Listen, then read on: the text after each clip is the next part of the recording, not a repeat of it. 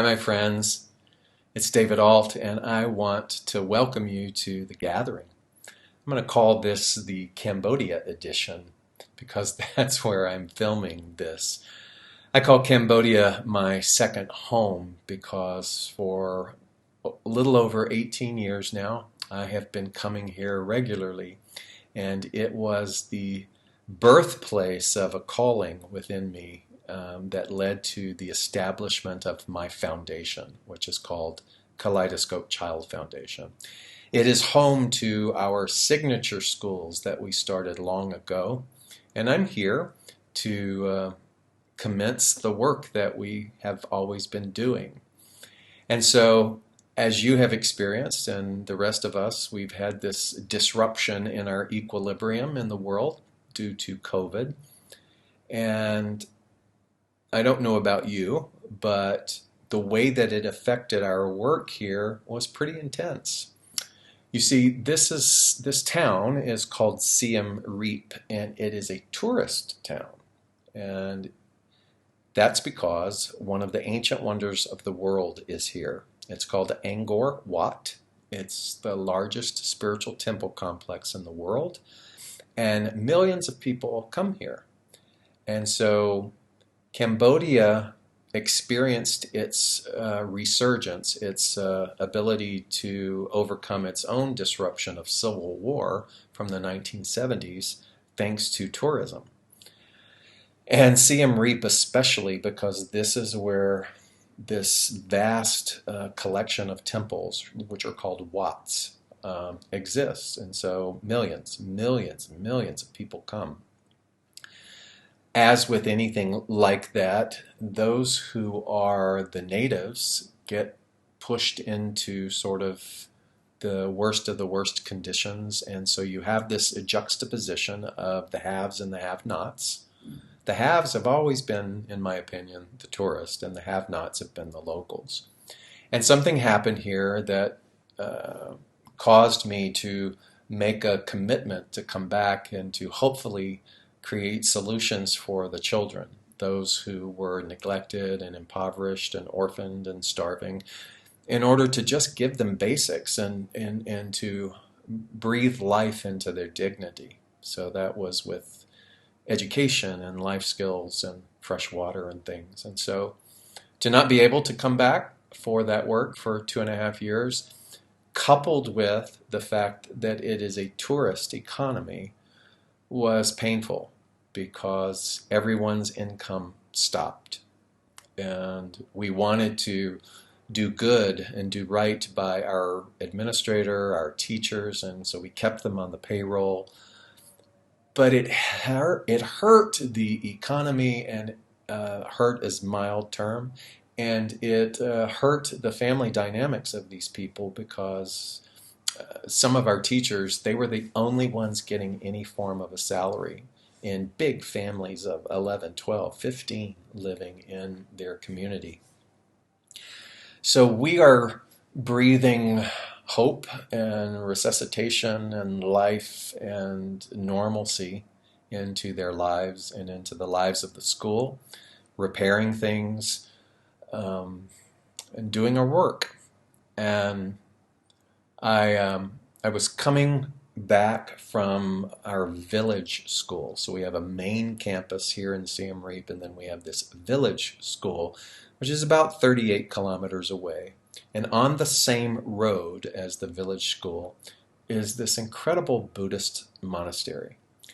And I've watched them build this monastery over the years. And when I say watch them build it, the locals within the community are the ones that built this monastery. And it's beautiful, and it's a place of silence and calm and peace. And the woman who was traveling with me, I wanted to show her that space, and so we stopped there. And after a day of heat and schooling and whatnot, and I was sitting in that space that had become so familiar to me. And I was thankful to be back. I was reflective on community and how it was community that built this space. But I was also reflective on impermanence, the paradox of life, and watching conversations and our habits and our mindset as humans, that sometimes things like COVID reinforce an old belief inside of us of futility. That futility says, why do any of this? And I could see it in a little bit of our teachers' faces. I could feel it in the community here that they're so, it brought up an ancient fear within them. They're still frightened and trying to figure out how to do life. Many have lost other businesses, and the economics here are pretty dire. And so, for example, to get a tuk-tuk driver, my friend is a tuk-tuk driver, and so I hired him. And for the whole time, the weeks that we're here, and he was in tears because he has a family and there's no tourists and he hasn't been able to work. That story is the story of most people here. So you're kind of in the midst of this, and we're having these conversations about building these programs and putting these things into place, and I can see that it's taking a lot of effort to inspire them, whereas before it didn't. And I see that in many people. When you lose things, when you build things, it reminds us that we live in a world of form. This, being human, is entering into a plane that is built upon form. So we go from the formless to the form. And one of the tricky parts about this game of life is our attachment to form. And then when you lose form, when the world seems to lose form and loses its equilibrium, it's easy to drop down into a despair and to be very tenuous about wanting to reinvigorate anything. I'm thinking about that, and I'm also here right as the bombings are happening throughout Ukraine, and I'm seeing the pictures. I'm watching some of the news feed of the local people as they're speaking. Their businesses are destroyed, their people have died, and they are making a mass exit, which is so typical of the formula of war.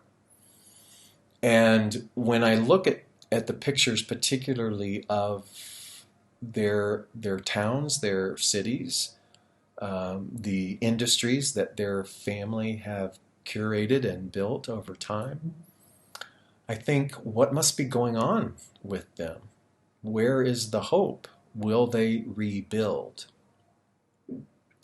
And that is the ebb and the flow of our relationship with form, everyone's relationship with form. So sometimes it's as drastic as war.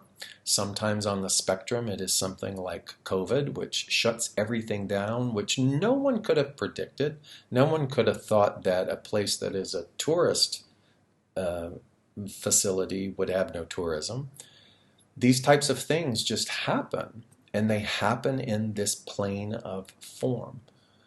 It happens to you when you have an investment in the form of a friendship. It happens to you when you have an investment in the form of relationship or love. It happens in the form of your creativity and whether or not that creativity is received. And so you start to see what will make you create anyway. What will make you love anyway? What will make you rebuild anyway? When the rules of this game is that you and I should not be attached. I think about the poem that I love so much. Often people refer to it as the Do It Anyway poem. Often they think that Mother Teresa wrote it, but it actually was written by a man named Kent Keith. And the true name of it is called The Paradoxical Commandments. And I was looking that up because it seemed to particularly when I looked at the photos of Ukraine, I remembered that there was something in that poem, and it goes like this: the good you do today may be forgotten tomorrow. Do good anyway. What you spend years building may be destroyed overnight. Build anyway. Give the world the best that you have, and it may never be enough. Give your best anyway. And the lines of the poem go on and on and on about this type of paradox. And so I'm sitting in that Buddhist monastery and I'm escaping the heat a little bit, and I'm recentering and getting silent, and I'm thinking about the vast amount of work before us. And the question came, if you had known the challenges, if you had known the absorption of this work, if you had known that there would be no end to this work, would you have still done it?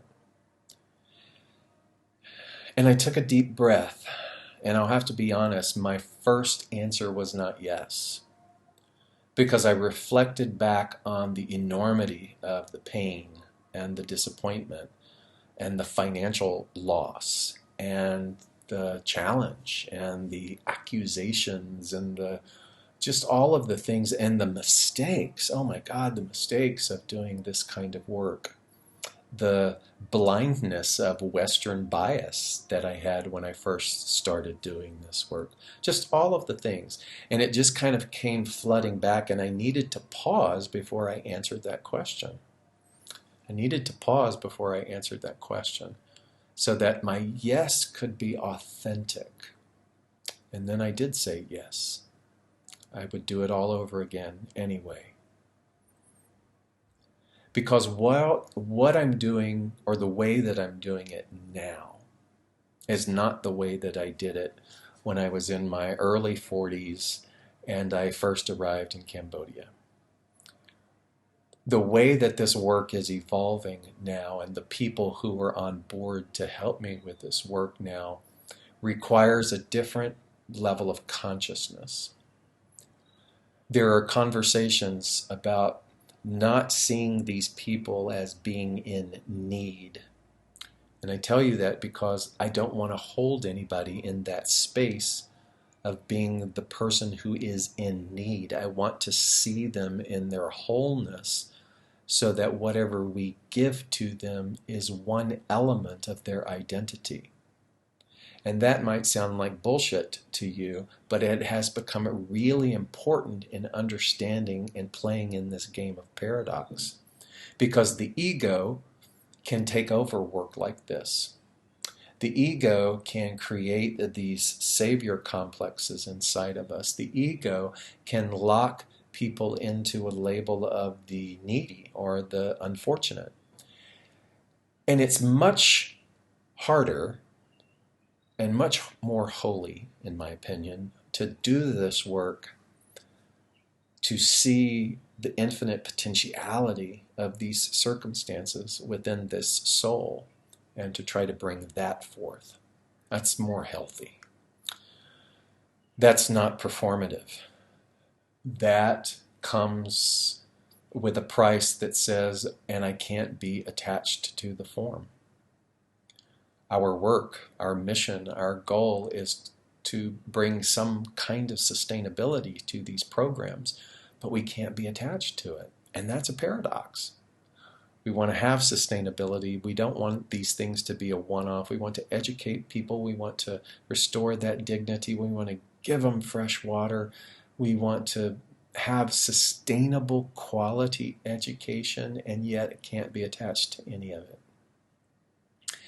And so let me just say that that is an applicable lesson, a requirement, I think, for all of us who profess to be on a spiritual path. We don't bear false witness about the souls that are in front of us, meaning that we don't classify them as needy, because then that locks me into the role of being the one who fixes the need, and that's ego. So whether whether you can find application to that in looking at the situation that's happening in the world, whether you can find application for that in your own community, your churches, your civic organizations, your work that is still struggling in this quote, quote, post-COVID era. Um, all of it is asking us to see and view and to participate in this human experience at a different level than before. And so I'm appreciative to COVID because it's reminding me of my attachments to form. So my heart hurt when I got here and I saw some of the things that had fallen apart that we had worked hard on. My heart hurt when I saw a vast amount of students who are gone, don't know where they are. My heart hurt when I lost some teachers because they just had to go do and find other things that hopefully paid more money. I understand all of that. And yet my heart also sees and understands the principle of rhythm. And so I was sitting there in that Buddhist monastery and in the quiet, and I was thinking about the game of attachment and how it will be a lifelong game. You have attachments. I have attachments. And that's the paradox of coming into the plane of form. We come into the plane of form, but the rule is, can you not be attached to the form? And so we're going to witness this war play itself out. Can we help? Can we be there? Can we comfort? And at the same time, energetically hold in mind, see in mind that solution. Letting peace begin inside of us. I cannot experience peace. I cannot manufacture peace. I can't build it from some toolkit if I, within myself, do not have peace. And peace becomes absent from attachment. And so it's all interrelated, all of this. It's interrelated. The woman who's traveling with me, we were there, and this happens often. So a mother will wander onto the school property with a child. They will be dirty, in rags, smell. And this happened while we were there yesterday. And we were putting together these bags of food and supplies because we're going to host an international women's event in the village for a lot of the mothers. And this mother walked in with this child, and she wanted to see if her little girl could go to school here. The little girl was maybe 5, 6 years old, very timid, very frightened at all of the stuff that we were doing, curious at the same time. And long story short, we have excellent people who help us do this intake process, and one of those is to go see where they live. And it turned out that she didn't live very far, maybe less than 10 minutes away. So the woman who's traveling with me, her name is Maitri. Maitri went with one of the staff people to this location of this mother. They learned that the mother is a garbage collector. They learned that there is no male presence. They learned that they are just squatters on this land that is owned by some government official that has a big old house down at the end of the road where they are at. They're living among trash. And the woman, Maitri, who's traveling with me, is a former Peace Corps worker. And she made the comment to me that she's seen a lot of things in her life, but she had never witnessed this woman and her child, and I think the woman's sister, living just in these piles of trash. And it was fascinating to hear that from her, and fascinating to think about, here's this little girl, what are we going to do? And watching that dynamic of Savior getting attached. So where is all of this leading? That poem, Do It Anyway, do good anyway. When you spend years building, what you spend years building may be destroyed overnight, build it anyway. What I'm bringing this to is we will do what we can, and we will get her clean, and we'll get her a uniform, and we'll see if there's an aptitude in there to be able to comprehend, to learn how to read and write. And at the same time, we get to not get so attached to the how, but to do the work anyway, whether anything comes of it or not. I realize that when I talk about that, I realize that when I've talked to you about the Taoist principle of Wu Wei, which is do nothing extra, all of these things are saying the same thing. They're not saying not do anything. They're not saying walk around burying your head in the sand. They're saying, can you do this thing called life and look beyond appearances? Looking beyond appearances does not mean that you don't engage with the appearance or the effect. It means don't let it rule you or you will burn out. Become available to the awareness that I am here in the midst of all of this, and I will pour my heart and soul into doing this work. And the work will become more effective if I let go of trying to control it and let that which is much larger than me, that which is infinite in nature, take me in form which is finite and use it in whatever way that it wants to be used. That is what it means to do the work, and if it doesn't happen, keep doing the work anyway.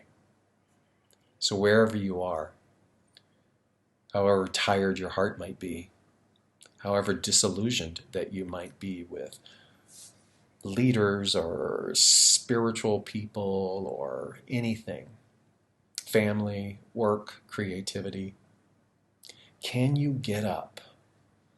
Can you take a breath? And can you move into an availability that says, use me? And then allow yourself to be used. And to begin to do it now. Not by the identity or the labeling that comes in being the vessel, but by tapping into a purity inside of you that knows that no matter what it is that you do and the outcome in form that happens, that when you're asked, would you still do this after everything that's happened? If you asked a Ukrainian, if peace were restored, would you rebuild? If you were to talk to someone who lost everything in an act of nature, would you say, would you rebuild? If you talked to someone who was betrayed and had their heart broken, would you be willing to love again? Hopefully the answer that would come, the sincere answer that would come after pausing and reflecting and bringing integrity to that answer would be yes. Yes.